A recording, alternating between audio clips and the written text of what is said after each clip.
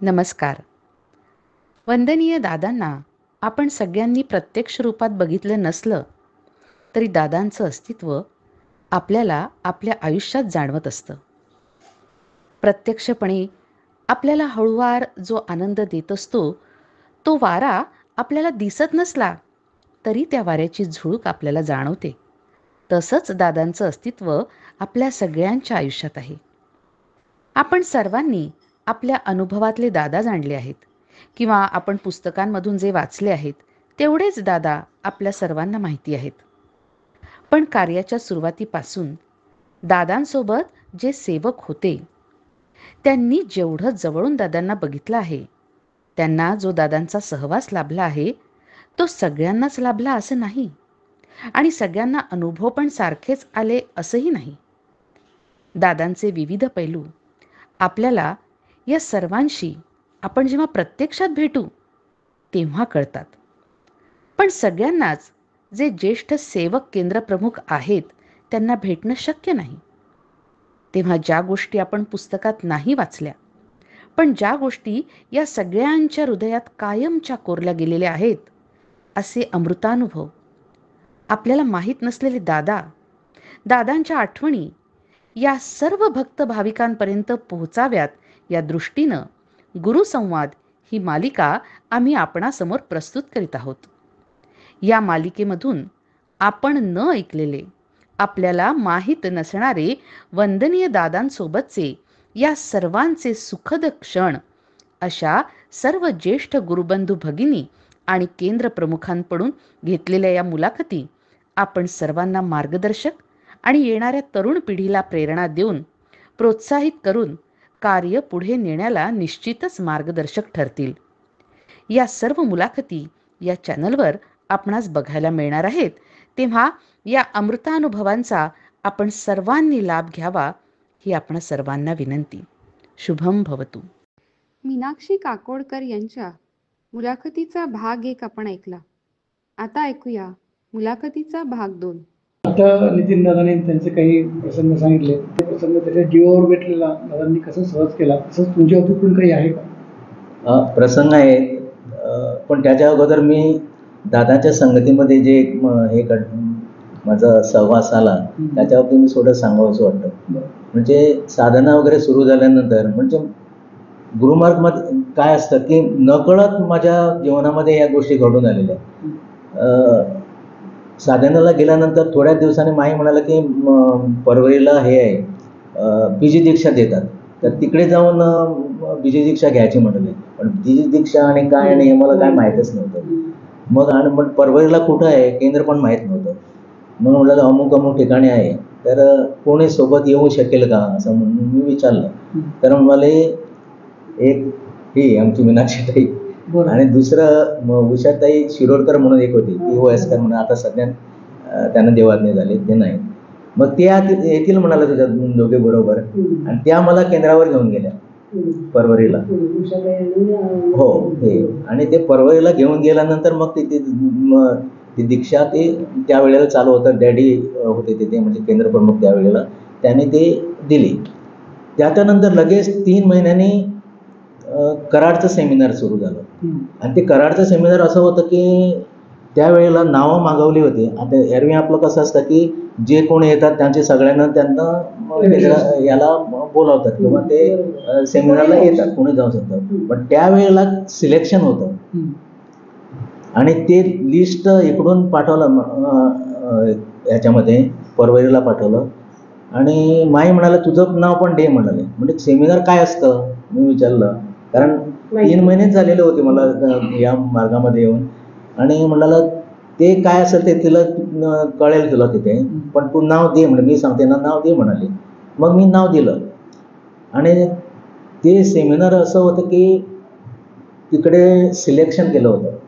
म्हणजे ठराविक माणसांना पुष्कळ लोकांनी नावं दिलेली होती आणि त्या ठराविक लोकांनाच त्यांनी मग ते लिस्ट परत. त्याच्यामध्ये कोंढा केंद्रावरून 5 लोक सिलेक्ट झाले होते. माई बापू, त्यांच्या 2 बहिणी आणि 5वा मी.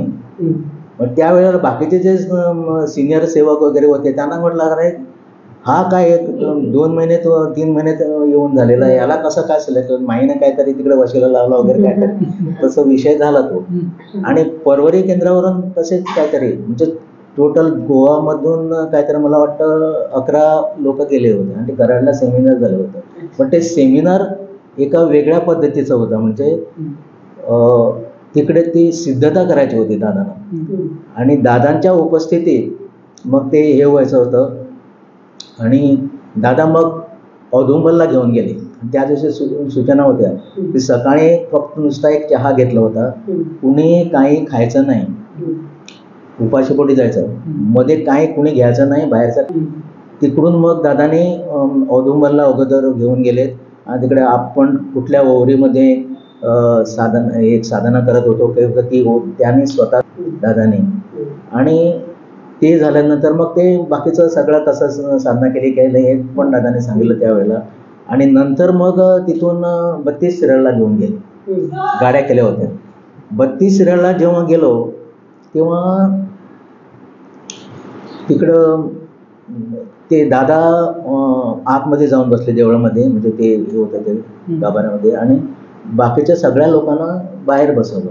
आणि त्यावेळेला तिकडे ते नवीन बांधकाम सुरू होतं, ते हॉल बाहेरचा तो मंडप आहे त्याचं ते काम चालू होतं.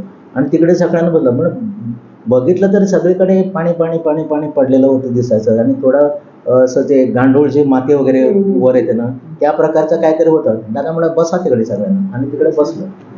आणि नंतर मग ते सगळं दादाने तिकडे ते साधना काय करायचे असेल त्यांचं आणि गोरक्षनाथांचं काय बोलणं झालं ते त्यांना माहीत. आणि म्हणाले चला परत. आणि संध्याकाळी मग परत गेलो आणि त्याच्यानंतर नाश्ता वगैरे झाला. आणि नंतर मग दादाने मुलाखत घ्यायला सुरुवात केली. तेव्हा दादा म्हणाले की आज गोरक्षनाथ एकदम खुश होते, म्हणाले की एवढ्या लोकांना ते वरती पाठवलं, मुक्तता मिळाली. म्हणजे तिकडं जे आता ते नाग सापाच्या रूपाने जे होते ते तिकडे येतात. त्याचं कारण ते आहे म्हणजे 32 शिराळला ते नागपंचमीचा उत्सव वगैरे मोठा येतो, कारण तिकडून त्यांचं विमोचन होत असतं ते. आणि ते जमिनीवर सरपटणारे म्हणून ते नागाच्या ते सापाच्या रूपात ते येतात तिकडे. म्हणजे तिकडं जे जमिनीवर बसवलं. मग एक बंगाली एक माणूस होता, तर तुझा अनुभव काय, तुम्ही तिकडे आम्ही जे 32. तर मला वाटलं सुरुवातीला की तो जो मनुष्य होता तो सापांवर त्यांची स्टडी होती आणि त्या विषयावर त्यांनी स्टडी केली होती. आणि ते कुठल्या बिळामध्ये कुठला साप आहे हे त्याच्या वासावरून किंवा पकडायचे वगैरे आणि घरी आणून वगैरे ठेवायचे. त्यात नेमका त्याच माणसाला दादाने उभं केलं आणि तुझा अनुभव काय होता म्हणून सांगितलं. मग त्याने तर सांगितलं आपलं असं असं हे आहे. आणि ते सुरुवातीला जेव्हा मला त्याला की इकडे एक पूर्ण सर्पालयामध्ये कुठं आणलं आम्हाला, आणि तिकडं तेव्हा जेव्हा त्यांना ते माहीत पडलं की ते त्यांची विष्ठा होती म्हणून. आम्हाला ते काय माहीत नव्हतं. आम्ही काय ते गांडूळचं माती वगैरे आलं त्याच्यासारखं आपल्याला वाटलं ते. आणि ड्रॉपिंग्स होतं पाण्याचं, म्हणजे त्यांचं मलमूत्र विसर्जन केलं ते होतं. आणि त्याने सांगलं की सर्प तिकडे येऊन गेलेले होते की म्हणजे त्याचा किती होतं मोजमाप होऊ शकते हे होते. आणि ते हे जे नंतर मग दादाने तिथे ओंकार म्हटला आणि सगळ्यांना म्हणायला लावला. म्हणजे त्या माध्यमातून म्हणजे एवढे जे सेवक तिकडे नेले होते त्यांच्या माध्यमातून त्यांना वरची ती गती मुक्ती द्यायची होती, ते दादांना करायचं होतं.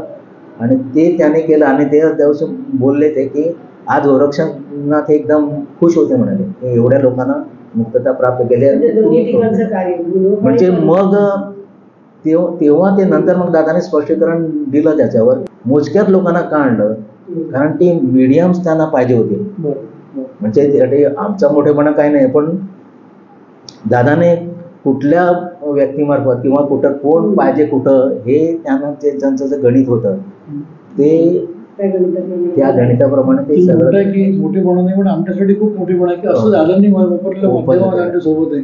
आणि ते आज आमच्या महिला केंद्रावरती कामकाजाचं हो. म्हणजे त्यावेळेला जे तो विषय पुढे येईल.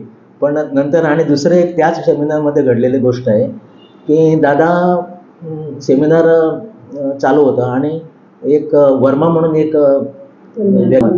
नाही बाबूजी नाही शर्मा म्हणून आले होते. आणि ते दादांना येऊन सांगितलं की उद्या माझा बर्थडे आहे वाढदिवस आहे, तेव्हा मला काहीतरी स्वीट्स वाटायचे आहेत, तेव्हा तुमची परवानगी आहे. तेव्हा दादाने थांब म्हणाले, बसा. आणि दादाने तिकडे ते कराडचे जे सेवक होते त्यांना हात म्हणतात, दोरा आहे का म्हणाले. मग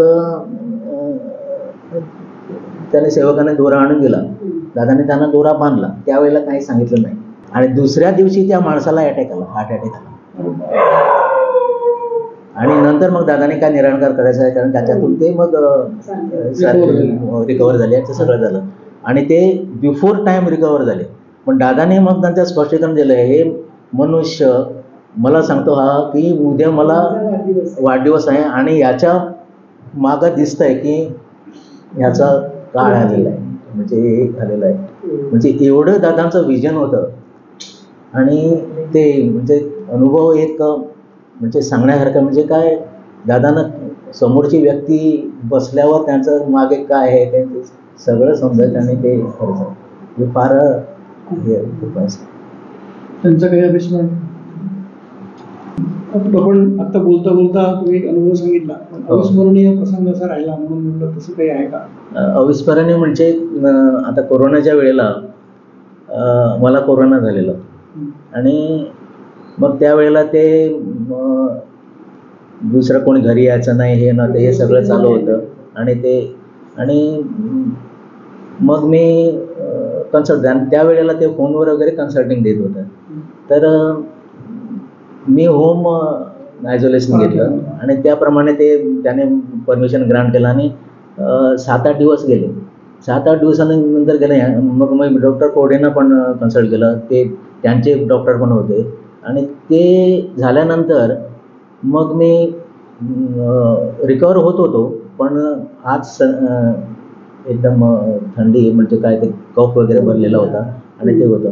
तर ते म्हणाले, तू एक्सरे काढून घेऊन ये, म्हणजे त्याच्यावरून मग निदान काय ते करतात. त्यावेळेला हे बाकीचे प्रायव्हेट वगैरे ते सगळं बंद होतं. मग एक्सरेमध्ये मग गव्हर्नमेंट हॉस्पिटलमध्ये मग जावं लागलं.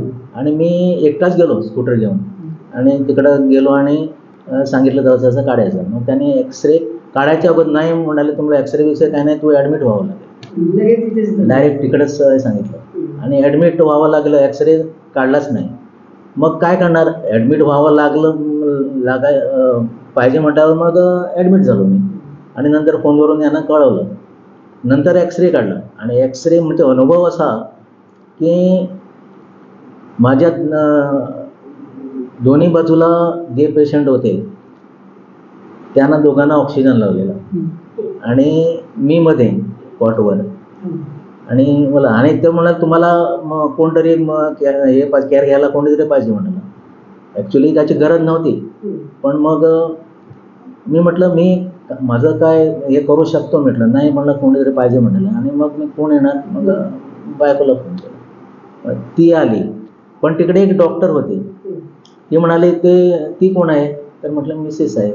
तिला कशाला बोलावलं? तर तुमचे असिस्टंट सांगतात म्हणाले की मग सिस्टर वगैरे काय सांग, त्याच्यासाठी तिला बोलवायला लागलं. म्हटलं नको म्हटलं, तिला घरी पाठव म्हणाला. तुला काही अडचण आहे का म्हणून विचारलं.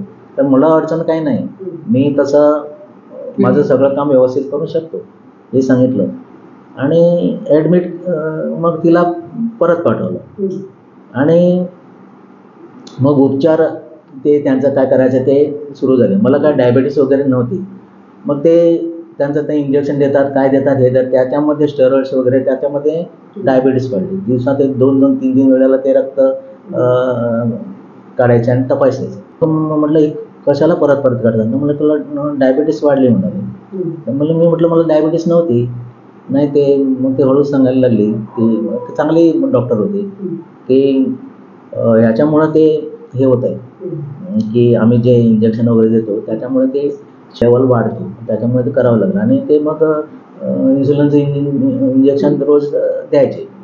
ते झालं. आणि ते दोघे जे होते ते बाजूला. आणि मग रात्रभर आणि हे माझ्या आयुष्यात पहिल्यांदा घडलं. हॉस्पिटलमध्ये मला कधी एवढ्या आयुष्यामध्ये जावं लागलं नव्हतं. फक्त कोरोनाच्या वेळेला मी ॲडमिट झालो. आणि ते पहिला एक्सपिरियन्स. बरोबर मोबाईल होता. मग मी काय हे झाल्यानंतर मी म्हटलं, आता काय बसून मला काय करता म्हणून साधना मी तिकडे सुरूच केली. ज्या पद्धतीने होईल त्या पद्धतीने मी साधना माझ्याकडे जसं होईल ते साधना मी चालू ठेवली हॉस्पिटलमध्ये. प्रार्थना मग सांग ते मला मग विचारचे मग बाजूला तू काय डोळे बंद करून काय बसतो आणि काय गुणगुणतोस. तर म्हटलं मी आमचं असं असं आहे आणि ती साधना जे करायचं आहे ते करतो म्हटलं मी. आणि ते झालं नंतर आणि हे मला इथून रोज अभिमंत्रित तीर्थ पाठवायचे केंद्रावरून, ते घ्यायचो मी. आणि असं झालं आणि नंतर मग मला तिकडून डिस्चार्ज मिळाला. म्हणजे आणि लोक पण जात होते. एक तर पेशंट एवढा हे झाला होता की त्याला लगेच म्हणजे त्याचं श्वासोश्वासच बंद झाला होता. मग त्याला तिथून उचललं आणि मग दुसऱ्या मोठ्या हॉस्पिटलमध्ये नेलं, मडगावला नेलं.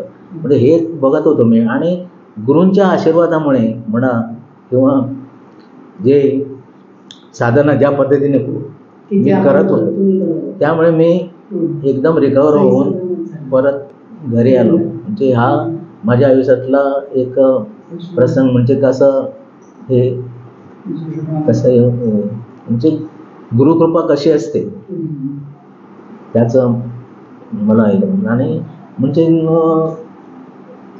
मी कधीच हॉस्पिटलमध्ये गेलेलो नव्हतो, कधी राहिलो नव्हतो. पण हे फर्स्ट टाइम झालं आणि त्या बाबांच्या आशीर्वादामुळे, गुरूंच्या आशीर्वादामुळे तिचं सुखरूप परत आलं. तुमची सुटका झाली आणि तो सगळीकडे हो. आणि ते मग मला नंतर विचारलं आलं तू कुठून काय करतो. म्हटलं या एक दिवस. ते नंतर आले नाही ते गोष्ट वेगळी, ते पण रिकवर होऊन गेले. पण तो प्रवाहित झाला ना. हो, प्रवाहित. आणि ते एवढं हे होतं की रोज आता कधी आपल्याला डिस्चार्ज मिळतो, कधी आपल्याला डिस्चार्ज मिळतो हे करा. आणि कोणाशी फक्त फोनवर बोलता येतं, कोणी यायचं नाही, जायचं नाही. म्हणजे एकदम आयसोलेशन केल्यासारखं. म्हणजे ते कठीण परिस्थिती होती एकदम. मग तिथून बाबांच्या कृपेने व्यवस्थित निभावलं सगळं, सुखरूप घरी परत आलं. तुझ्या आयुष्यात किती अविस्मरणीय दादांच्या घटना आसा. आणि पयली कथली शांत एक साडी न्हेसतालें. एक साडी न्हेसून हांव केंद्रार येतालें. अशें मोठ्यान एक साडी न्हेसून हांव केंद्रार येतालें. ती बाई म्हणटा म्हाका कितें तूं एकूच साडी न्हेसून येता, तुका आनीक साडी ना. म्हाजो न्हवरो दारू पितालो. म्हाका साडी हाडूंक मेळनासली, भुरग्यांक खावपाक मेळनासलें. हांव कशी साडी हाडूं आनी खूब दितालें आनी हांव न्हेसतालें. ते म्हणून म्हाका म्हणूंक लागलें तूं एकूच साडी न्हेसून कित्याक येता, आनी तुका साडी ना. हांव कोणाक सांगनासलें, ओग्गी रावतालें. हांव फक्त रडटालें. म्हणल्यार तेन्ना एक दीस कितें केलें, दादा येयल्लो आसलो. दादा येयल्लो आसलो अशें अशें करून हांव भायर सरून गेलीं. तुवें म्हटलें म्हाका एक साडी न्हेसून येता. अरे म्हाजो न्हवरो दारू पिता, पडटा, इतके पयशे जोडटा, कांय ना. मागीर दादानी हांव गेलें. दुसरे दिसा 4 दीस 5 दीस दादा रावता न्ही. हांव दुसरे दिसा येयलें आनी सांगलें न्ही म्हाजो न्हवरो दारू पिता, कितें करूं हांव. ताका हाड म्हणूंक लागलें. हांव म्हणलें तूं येवपाचो ना, तो दारू पिवन पडटा म्हटलें, तूं येवपाचो ना. कशाला येवपाचो ना, ये हाड म्हणूंक लागलें. तूं ही उदी व्हर, च्या पितात न्हू ते, च्यायेन घाल. उदी पिता न्हू च्यायेन घाल म्हणूंक लागलो.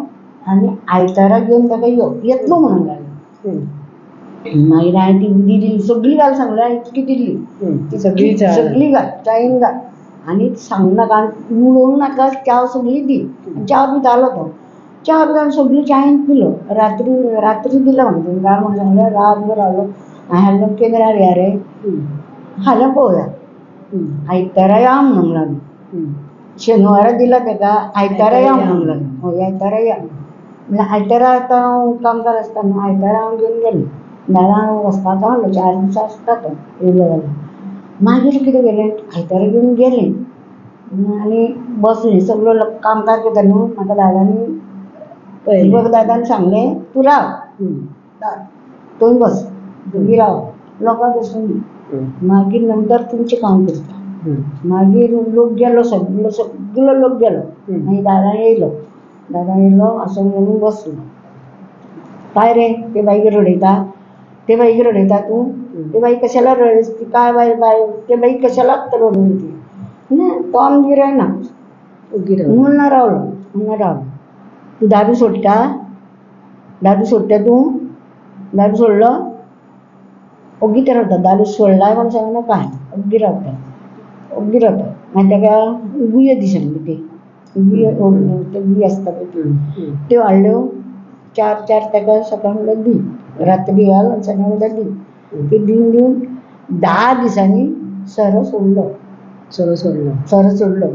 आनी केंद्राचे म्हाका रोज पयशे तो आतां दारू पिता भुरग्यांक लागून केंद्राचे म्हाका रोज पयशे म्हयन्याक 1000 दितालो दादा दितालो रोज पयशे केंद्राक एका म्हयन्याक 1000 दितालो थोडे करून भुरग्यांक घाल नारळ बेडे सगळे म्हाका दादान डॅडी म्हाका भरून दितालो नुस्त्याक घाबरूं नको माशी घालूं नको शिवराका खा अशें म्हणटाले म्हाका आनी बेडे पणजे येले आनी ऐकले 800 रुपया येयले 800 रुपया येतात हांव त्या केंद्रार घेवन गेलें डॅडी दादा एक केंद्रार म्हणलें डॅडीक सांगलें 800 रुपया येयला म्हणलें बेड्यांचे ते आमकां दिवंक ना म्हणूंक लागले तुका दादानी दिला ते तूंच वापर म्हणून कपडे हाड आनी कितें हाड तूं त्या भुरग्याक दी डॅडीन घेवना येता दादांक सांगलें पयशे घेवन येयल्ले म्हणून आसून ती म्हणूंक लागली ती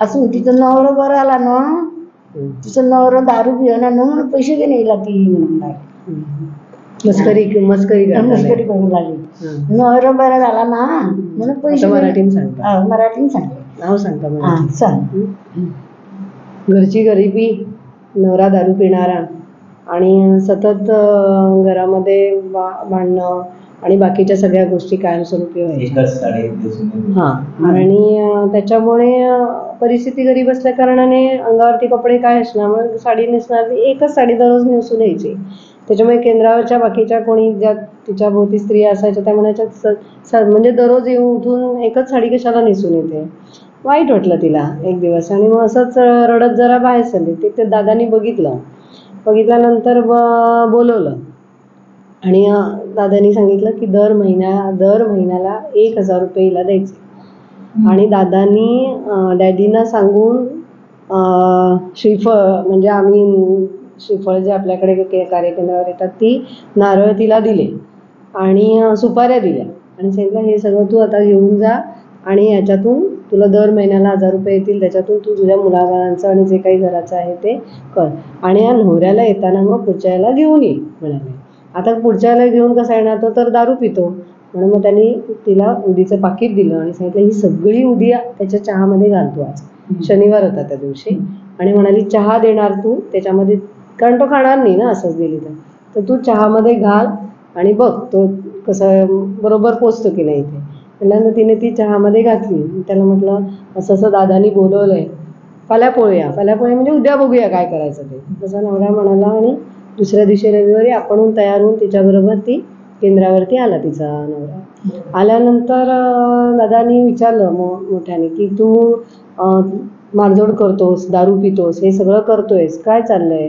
असं तर काही बोलला नाही गप्पा बसला त्यावेळेला आणि नंतर मग ती साडी त्या पद्धतीने नेसून आली आणि मग 1 महिन्याला 1000 रुपये घेऊन ते सुपाऱ्या दिल्या नारळ दिले सुपाऱ्या तिने काय केलं त्या सगळ्या सुपाऱ्या नेऊन बाजारात विकल्या त्याचे तिला 800 रुपये मिळाले आता दादांनी आपल्याला सुपाऱ्या दिल्या त्याचे आपण 800 रुपये घेतले पण तो प्रामाणिकपणा जो होता ते पैसे परत नेऊन केंद्रावरती दिले आणि दादांनी तुम्ही मला 1000 रुपये देतात तेवढे मला पुरे आहेत हे 800 रुपये केंद्रासाठी आणून दिलेत का तर नवऱ्याने दारू सोडली आणि ते कामकाज झाल्या कारणाने त्याने दारू वगैरे सोडली होती आणि ठीक आहे आणि दादानी सांगितलं की ते तुझ्यासाठीच दिलं आहे जे काही तुला इथं दिलं जातं ते तुझ्यासाठीच असतं ते परत केंद्रावरती आणून ठेवू नको ते तू घेऊन जा तुझ्या मुला बाळांना वगैरे दे आणि त्याच्यानंतर तिच्या नवऱ्याने ज्या दारू सोडली ती सोडली मागीर आता म्हाका एक साडी हाडून केसरी साडी हाडून दादानी दिली दादानी साडी सुद्धा आणून दिली केशरी रंगाची म्हणजे आणि तुझे पाय पाय धरून केसरी साडी हाडून म्हाका दिली केसरी साडी हाडून दिली केसरी साडी हाडून दिली ती बायल आतां हें करतना दिवलो पॉलिश करता न्ही ती म्हणूंक लागली कितें ती म्हाका म्हणटा कितें तुझे कशाला तिची साडी घेतली दादाने दिला ती तुका साडी मागूंक जाय आसली एक साडी न्हेसून येता आनी तूं दादांकडे साडी मागता की आमकां लॉस करता आमकां लॉस करूंक सोदता हांव रडत गेलें येद्या व्हडल्या गुरूंक तू त्रास करता अशें म्हणपाचो तांचो उद्देश म्हणजे गुरूंना तू दरवेळेला येतेस आणि आपली अडचणी सांगतेस आणि त्यांना त्रास करतेस असा इतरांचा समज झाला तुझ्याकडे साडी नाही दादानी तुला साडी दिली म्हणजे तू दादांना त्रास करतेस असं सांगते आणि असं अशें मागीर राती साडी हांव गेलें घेवन गेलें ती म्हाका उलोवपाक लागली न्ही हाडली आनी वहिनी कडेन दिली वहिनी साडी म्हाका ही नाका घे कित्याक ती म्हाका तापयता दिवले पॉलिश करता ती म्हाका उलयता ती म्हाका दादानी मागली म्हणटा हांवें साडी हांवें दादा कडेन मागोंक ना दादानी धाडला दिपक दादान दिला ती वहिनी साडी म्हाका कपलाक लावन दिला ती अशें सांगलें हांवें ना ती आयकत ना हाली हाडली आनी दुसरे दिसा येयली आनी दिली ती मागीर दादा येयलो दिपक दादान सांगलो ती साडी हाडून दिला म्हणून साडी हाडून दिला म्हणटकच सगळो लूक आसा तेन्ना एकूच केंद्र सगळ्यांक बरोबर म्हणजे सगळं एकूच केंद्र सगळ्या लोकां मदीं साधना जाली नंतर दिवलो पॉलिश कोण करता पळय ती उठा दिवलो पॉलिश करता ती आतां लक्ष्मी चंद्रावती खूब 5-8 जाणां आसता न्ही आमी आनी हांवूय उठलें हांवूय पॉलिश करूं येता न्हू म्हाका सारको कडकडो तू दिवली पॉलिश करपाक फोंड्याच्यान परवरी बिट्टोळाच रावताले अच्छा मागीर हांगा बापुलो दिसान मागीर जाला न्हू तर हांव ते हांबा आसा न्हू पळय ते हांब्या कडेन अशें रावल्या आतां सारकी तोंड दाखय म्हणूंक लागलें म्हाका तूं लुकून कित्याक रावता तूं तोंड दाखोवन सारकी मदीं राव अशें म्हणलें परत येयलें मदीं रावलें आनी लोक सगळो बसला साधना सोंपला कोण उठनाका म्हणलें हे बाईक कोणें कितें म्हणला साडी कोणें दिला ती साडी हे बाईक कोणें तापयला सांगा म्हणूंक लागलें तुमी दिवलो पॉलिश करता तेणीच तापयला आनी कोण तापोवचें ना कोणें तापयला तिका सांगा लक्ष्मी म्हणटा आपणें फकाणां म्हूण केल्ली तेंची चंद्रावती म्हणटा आपणें बेश्टे इसारलेलें बाकीची सगळीं तशीच म्हणटात ती कोण बाई तुमकां खबर आहा तुमचे कडेन मागला म्हाका सुद्दां खबर ना कोण बाई ती तिचे कितें परिस्थिती आसा कितें आसा तें आपल्या सुद्दां खबर ना आपणी हाडून दिला तिका साडी तुमी दिली तुमचे कडेन मागली तिणी साडी ना मागीर ओगी रावली आनी मागीर बसले मागीर परत मागीर वयनीन म्हाका वयतना साडी दी हांव नेसन केंद्रार येयलें बरी आसा बरी जाला मागीर सगळीं म्हणटा म्हाका बरी दिसता म्हणून साडी अशी म्हणूंक लागलें म्हाका म्हणजे विश्वाचा सांभाळ करणाऱ्या नाही विश्वाचा सांभाळ करणारे जगद्गुरू आमचे सद्गुरू आणि एवढ्या छोट्या छोट्या गोष्टी सुद्धा त्यांना समजल्यावरती त्यांनी त्याचं म्हणजे त्याची दखल घेतली की साडी नेसायला नाही एकच साडी दररोज नेसून येत होती आणि त्याच्यामुळे इतर सगळ्यांची ती एक चेष्टेचा विषय झाली होती तिच्या गरिबीची चेष्टा होत होती आणि कुठून तरी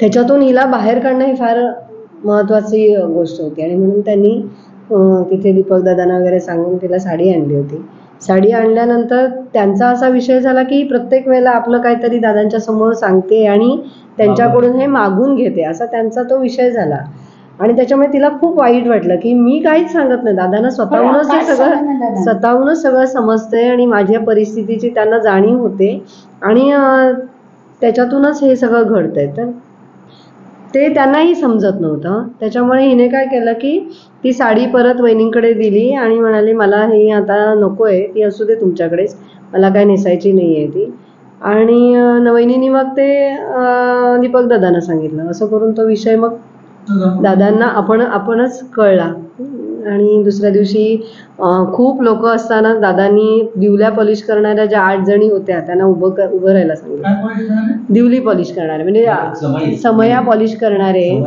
समई पॉलिश करायला ज्या स्त्रिया यायच्या त्यांना उभं केलं आणि म्हणाले की तुम्ही हिच्या मागे म्हणजे काय चाललंय ती कोण आहे आणि तिच्या संदर्भामध्ये काय चाललंय आपल्यालाही माहीत नाहीये त्याच्यामुळे आपल्याला जे काही आपण करतोय त्याच्यामध्ये तुमचं हे नको आहे की तिला मी काय देणार किंवा तिचं काय करणार अशा पद्धतीने दादांनी जरा त्यांना मग हिला जो त्रास होता तो कमी होण्यासाठी उभं करून सांगितलं. त्यांनी सांगितलं की आम्ही सहज म्हटलं होतं की त्यांचा उद्देश कदाचित असा असेल की जगत कल्याण करणारे सद्गुरू आहे आणि त्यांनी एका आलेल्या स्त्रीसाठी एवढं सगळं म्हणजे तिची घरादाराचं हे करण्यासाठी. पण त्याच्यामागे आमच्या माऊलीचं जसं आईला सगळेच बालकं सारखी असतात आणि जास्त करून जे वीक असतं म्हणजे जे अशक्त असतं त्या आईवरती जसा आईचा जास्त लळा असतो त्या बालकावरती तसं कदाचित असेल म्हणून ते जवळ आले असेल. आणि खरंच म्हणजे भाग्यवान आहेत या की दादांचा सहवास अशा पद्धतीने मिळाला. म्हणजे परिस्थितीनुसार हा आत्मा हा देह धारण करून त्यांच्यापर्यंत पोचला पण त्या आत्म्याला काय प्राप्त करायचं होतं आणि त्यांना त्यांच्यापर्यंत काय पोचायचं होतं ते गुरूंनाच माहिती. आणि यातून मोठं हा सांगतो परत मागीर आता एक शेमदार आसले कोण बॉम्बे हांव शेमदाराक येयनासलें तांकां दिपक दादान सांगिल्लें ही बाई शेमदाराक घे म्हाजे कडेन पयशे ना कशें येवं शेमदाराक पयशे ना हांव येवपाक ना पण न्हवऱ्याचे म्हजे कडेन ना पयशे आनी दादांक सांगूना पयशे ना म्हणून आनी दिपक दादाकूय सांगूना आनी केंद्रारूय सांगूना हांव येना म्हणून सांगलें. येना म्हणून ये तूं पयशे भरूं नको ये तूं. डॅडीक सांगलें हे बाईचे पयशे घेयनाका हे बाईचे पयशे घेयनाका तूं सामान भर आनी यो. हांव सामान भरलें आनी गाडयेन बसलें सगळें भरलें आनी गेलें. म्हाका गाडयेन कितकें खावपाक दिलें दादानी धाडून दिपक दादानी घेवन गाडयेन वयता आसतना खावपाक खूब दिलें तूं हाड आनी जाय जाल्यार आमकां सांग. आनी ते आनी मागीर म्हाका आतां तेन्नाची याद येयली तूं हांवें दिल्लें ती ताका दिलां न्हू अशें म्हटलेलें न्हू. आपण कोणाक दिवपाचें ना हांव कोणाक दिवपाचें ना हांवूच खावपाक लागलें. दादांक कळटलें म्हणलें कितेंय केलें जाल्यार दादांक कळटा म्हणून हांवें कोणाक दिवना. 2 दीस 1 दीस तें सोंपयलें आनी दिपक दादा येयलो आनी खावपाक जाय नाका म्हणून सक्काळ फुडें रात्री एका रुमान न्हिदयली म्हणजे गोंयच्याच सेमिनाराक एका रुमान न्हिदयली. आनी कितें जालें म्हाका च्या सक्काळ फुडें घेवन येयलो दिपक दादा ती सगळी पळयता च्या घेवन येयला म्हणून घे च्या पिया आनी च्या हाडला म्हणून जालें आपणें लक्ष्मी सांगूंक लागलें आपणें हाडून दवरला म्हणून लागलें तिका च्या आनी आपूण हाडटा वचून म्हणूंक लागलें सकयल च्या ना ना आपूण घेवन येयलो म्हणलें तिका पियोंक जाय आपणें एक कप भर च्या घेवन म्हाका तो मेजार धरून तो गेलो. आनी म्हाका कितें तेन्ना तो लोक खूब न्हू भरपूर लोक हांगासर फोंडेचो पणजेचो थंयचो कराड सगळो लोक सगळे गांवचो लोक पंढरपूर आनी कितें बालदी मेळना न्हावपाक तिनांक उठलेलें हांव आनी दारार उबें रावलां थांबा न्ही जातो थांबा न्ही जातो थांबा न्ही जातो. आमचो गैचो सुद्दां लोक कोणूच बालदी दिवपाक तयार कोणूच बालदी आमची लक्ष्मी सुद्दां दिवपाक तयार ना. हांव कितें जालें इतलें करून टायम जालो सगळो लोक न्हेसून आनी हांगा ते व्हडलें हें बांदपाक जाय व्हडलें बांदलां हॉल आनी हांगा दवरलं लोकांक थोड्या थंय दवरलं लोकांक थोड्या आनी गाडयेन वयता ते बॉम्बे ते व्हडलें हें बांदलां आनी तो लोकांक शेमदार केला आनी दादल्या बायलांची पयलीं जाताली साधना ताका याद आसतली बायलांची पयलीं साधना आनी दादल्यांची मागीर म्हणजे आतां कितें करतले सगळी तयार जाली सगळीं गेलीं म्हाका कोणें दाखोवंक ना. आतां कितें करतले दार घातला ना न्हेसला आनी उग्गी रावला कोण येता आनी भियोना म्हाका कांयच खबर ना दादा म्हणलो हें म्हटलें आनी उग्गी रावले आनी उग्गी बसला.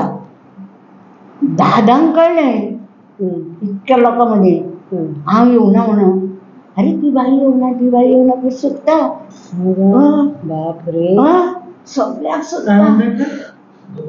सेमिनार होतं त्यांचं पूर्ण होतं सगळ्याक सोदता आतां कितें करतलो दादांक सगळें हें जालें. मागीर दादाक बायलांची साधना जालीं दिपक दादा आनी बाब शेटी तेंकां सगळ्यांक दोगांक तिगांक गाडी घेवन धाडली.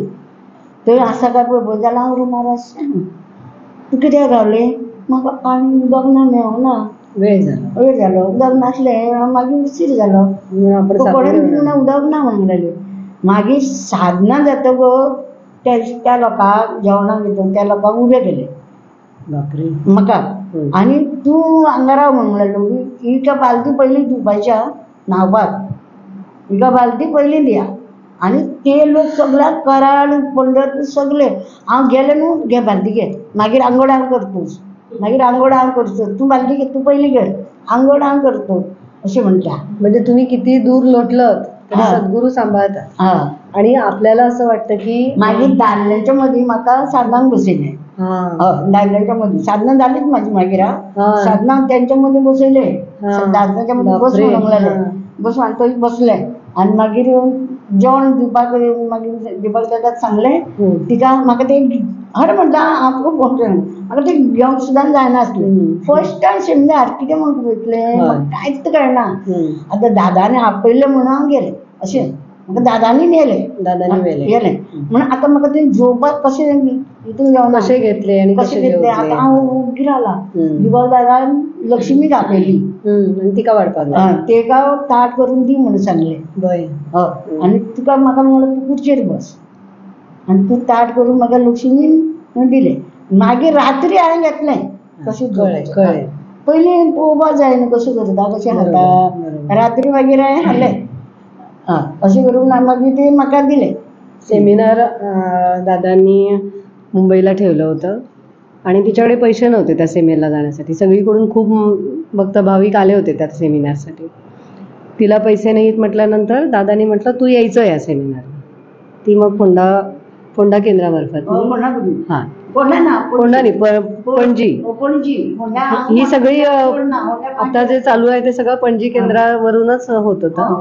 मग तिथं त्यांनी तिला सांगितलं की तू आमच्याबरोबर यायचं. ती गेली. तिला कसलाच अनुभव नाही काही नाही खाण्यापिण्यापासून सगळी व्यवस्था तिला सगळं दिलं तिथं की ये बसमध्ये वगैरे तू ठेवायचा. आणि ती म्हणाली आता आपल्याला खायला दिले आपल्याला तर इतरांना वाटायचं नाही आहे कारण दादांना सगळं कळतं आपण काय करतो ते. त्याच्यामुळे तिने मग ते आपल्याकडे काय होतं ते आपणच खाऊन संपवलं. पण मनामध्ये कारण वृत्ती इतरांना देण्याची. पण दादांनी त्यावेळेला सांगितलं होतं की आपण तुला काय देतो ते इतरांना द्यायचं नाही. कदाचित त्याच्यामागे काहीतरी हेतू होता असणार. त्याच्यानंतर मग दीपक दादा आले चहा घेऊन आले दुसऱ्या दिवशी तिला तिथं होते ते.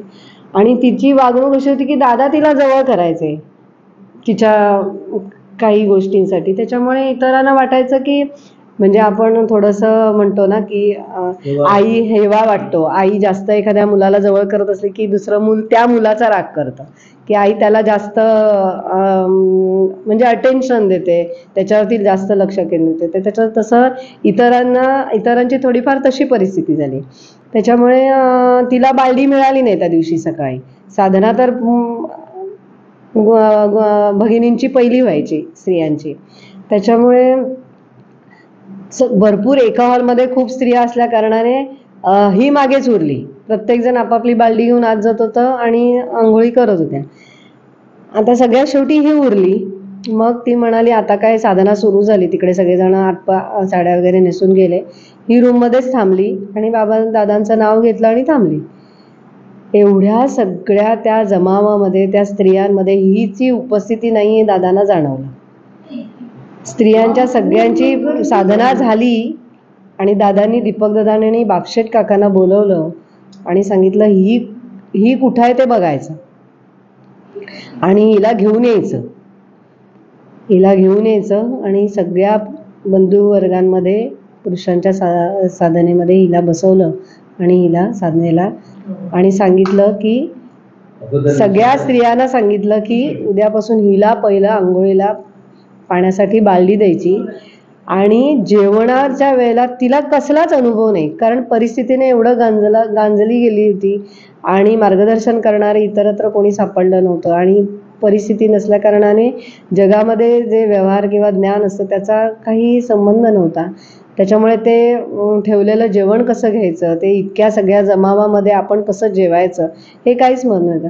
पण ज्या स्त्रिया तिला सतत दादा हिच्यावरती लक्ष ठेवून असतात असं माहीत होतं त्यातल्याच एका स्त्रीला हिला जेवायला वाढायला सांगितलं बोलून की तू हिला आज जेवायला वाढ आणि हिला सांगितलं तू खुर्चीवर तिथं बस ती तुला आज जेवायला वाढून आणून देईल.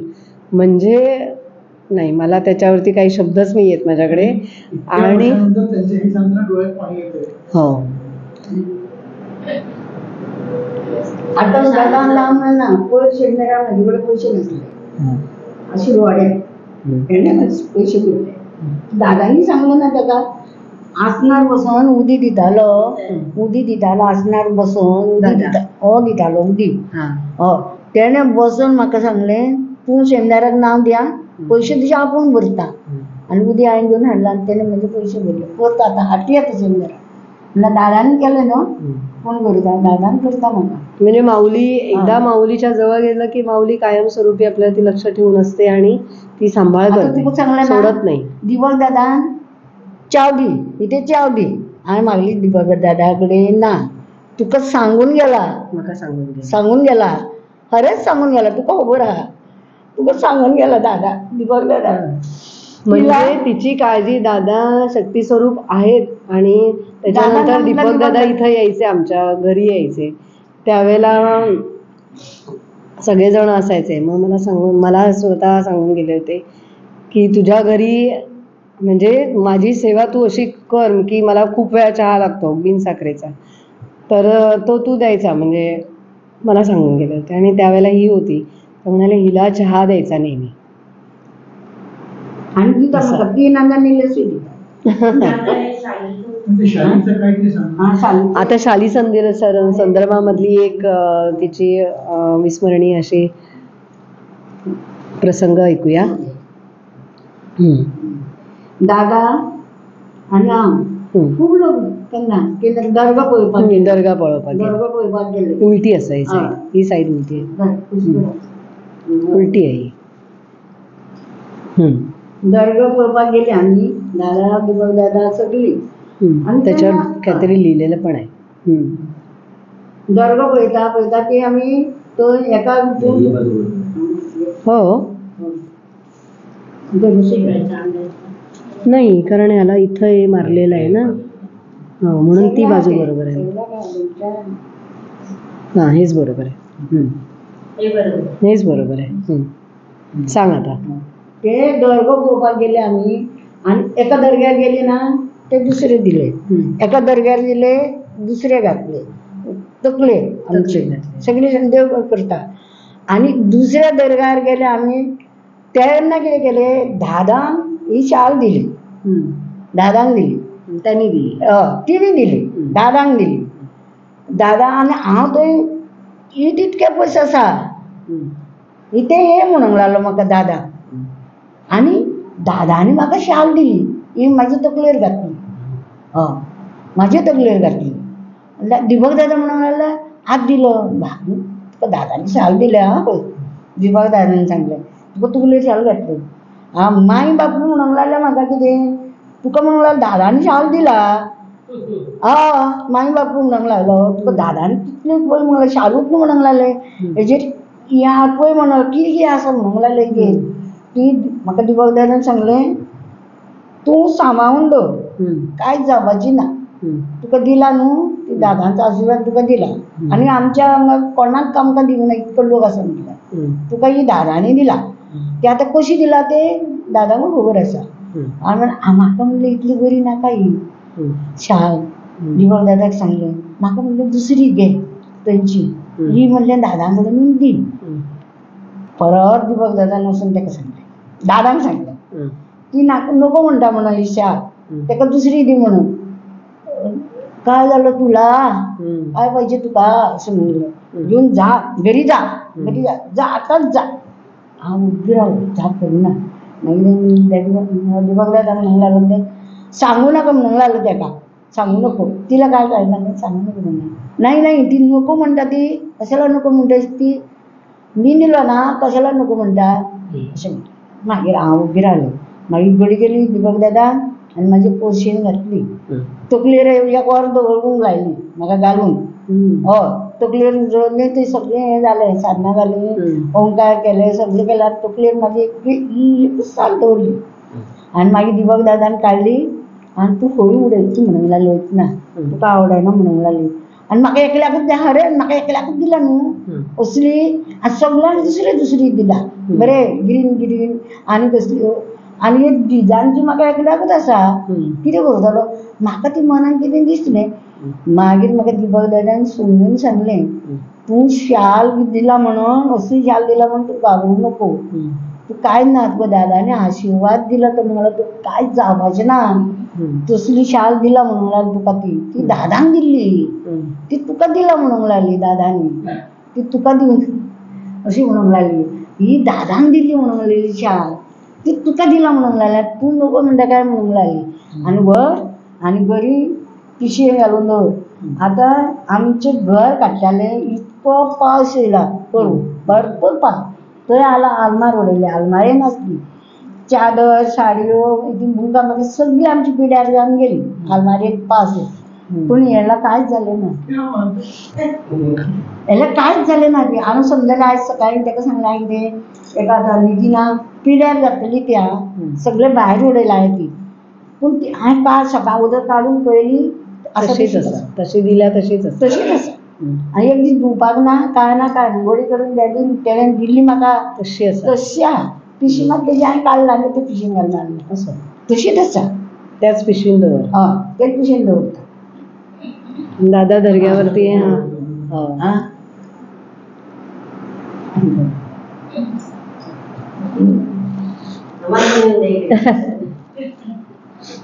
दादा दर्ग्यावरती सर्वांना घेऊन गेले होते भक्त भाविकांना.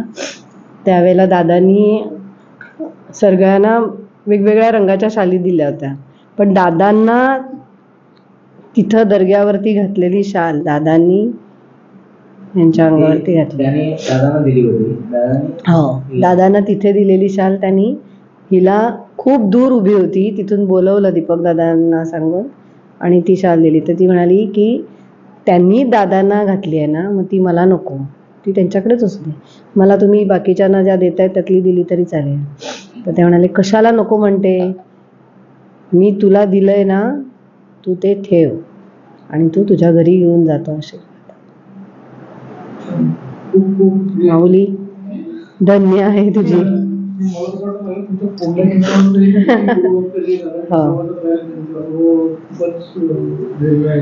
फोंड्या गेलेला पयलें नांव माझी शेमदारा बापू घालताले. आतां कितली शेमदारा भोंवला. एक शेमदार केला म्हटलं आता पळय भोंवला विचार केला.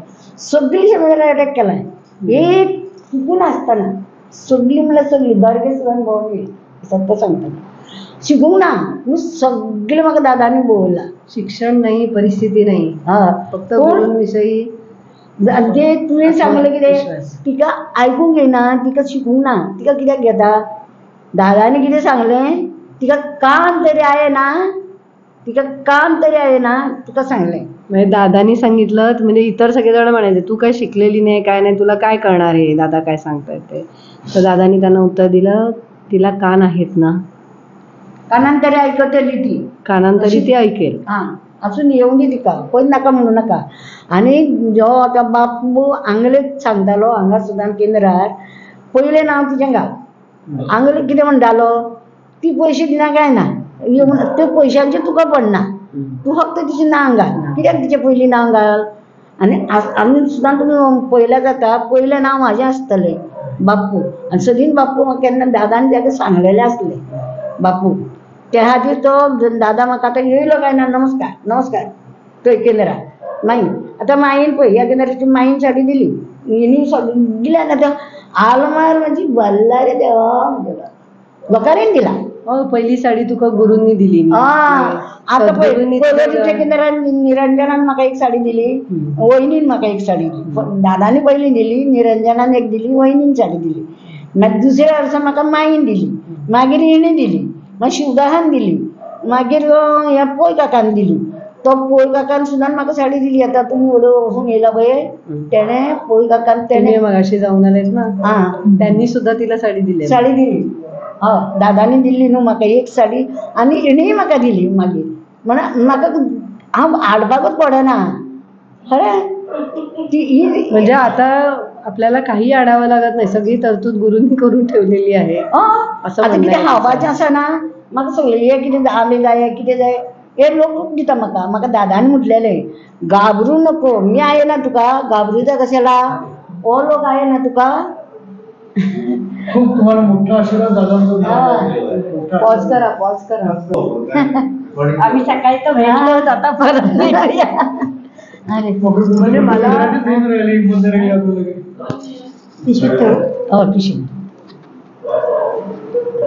म्हणजे आपण काय म्हणतो की म्हणजे जे दादांच्या सहवासामध्ये होते, अरे काय हो, जे दादांच्या सहवासामध्ये होते त्यांना असं वाटतं की आम्ही दादांची सेवा केली, आम्ही दादांना भेटलो, आम्ही दादांना प्रत्यक्ष बघितलं, आम्ही दादांचं हे केलं, आम्ही दादांबरोबर राहिलो, म्हणजे त्यांना फार त्याच्याविषयी अप्रूप आहे. किंवा थोडासा आपण म्हणू, आता ते पॉज केला म्हणून सांगते की त्याला असं नाही. त्यांनी आता आपला संमेलनाचा अनुभव सांगितला की तिथे अशा पद्धतीने त्यांची काळजी, म्हणजे गुरुमाऊली जसं सूर्याचा प्रकाश हा प्रत्येकाला आवश्यक असतो आणि ती ऊर्जा, आणि तो पोचवण्याचं काम तो नारायणच करतो, त्या पद्धतीने प्रत्येकापर्यंत आजूबाजूला असलेल्या सगळ्या एवढ्या जनसंख्येमध्ये तिच्याकडे लक्ष ठेवून हे सगळं झालं, ही घटना घडली. आणि त्याच्यानंतर तिचं असं म्हणणं आहे की तो कृपाशीर्वाद अजूनही माझ्या घरामध्ये तसाच आहे, आणि ही माऊली त्यांच्याबरोबर हे सगळे अनुभव घेतले, आणि त्यावेळेला असणारा सगळा समुदाय जो आत्ता पण सेमिनारला येतात किंवा इथे कार्यकेंद्राला भेट देतात, तर त्यांचं असं म्हणणं आहे की दादांनी मला पहिली साडी दिली माझ्या परिस्थितीमध्ये, आणि आता माझं संपूर्ण कपाट साड्यांनी भरलेलं आहे, आणि प्रत्येक जण मला येताना काही ना काहीतरी भेट आणतं, मला खाणं आणतात. कारण जे दादांनी त्या माऊलीने यांच्यासाठी केलं होतं ते आत्ता अजूनही तो प्रवास आणि तो प्रवाह तसाच त्यांच्यापर्यंत चालू आहे.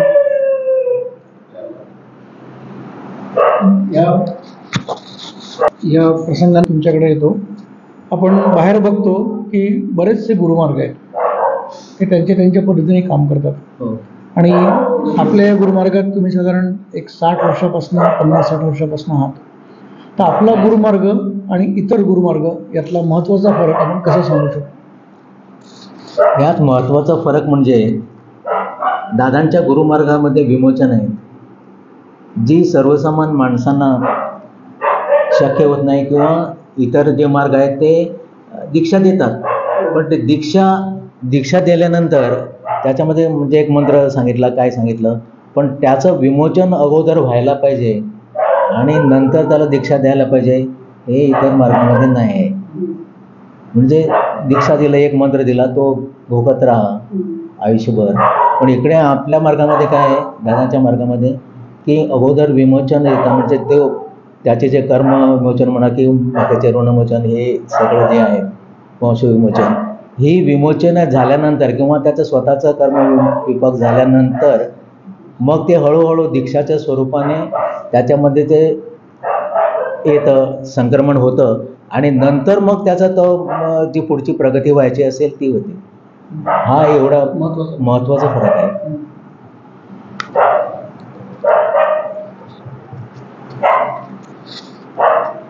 म्हणजे सांगायचं त्यांचं तात्पर्य काय आहे की मगाशी आम्ही शोभामावशी वगैरे बोलताना तो एक विषय झाला असा की तो प्रवाह आहे, त्या प्रवाहामध्ये जेव्हा आपण आपल्याला स्वतःला झोकून देतो, त्या पाण्याच्या प्रवाहामध्ये एक जो थेंब पडलेला असतो तो सुद्धा त्या प्रवाहाबरोबर जातो.